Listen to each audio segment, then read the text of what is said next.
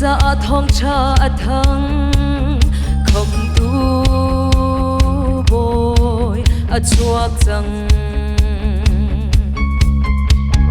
leila vanu tu pathian boy vial de la ka boy vi kan cha a chuak chang amin chu Emmanuel boy vial vi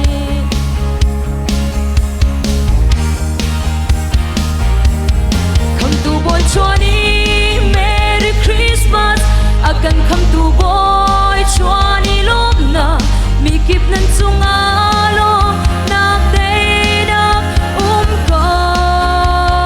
se valai min ha cha dei na phur tu mi sual min ha cha luat nak pe tu ngai chia min ha cha long nak phur tu Messiah kan come to boy a chuak chang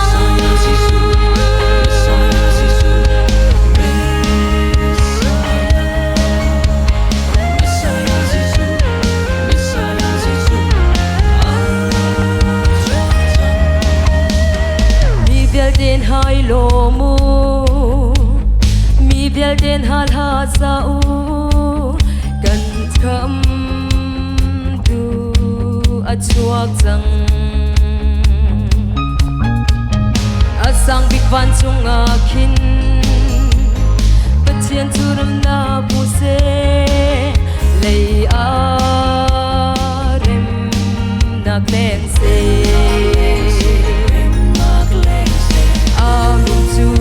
Emmanuel mi kham tu Messiah a chuak chang kham tu boy choni Merry Christmas akan kham tu boy choni lom na mi kip kan chunga rem nak dei nak kau se valai min ha cha dei nak phur tu sual min ha cha luat nak pe tu sual min ha cha rem nak dei nak Messiah kan come tu boy choni lom na mi kip kan chunga rem nak dei nak kau se mi sual min ha cha luat nak pe tu mi sual min ha cha rem nak dei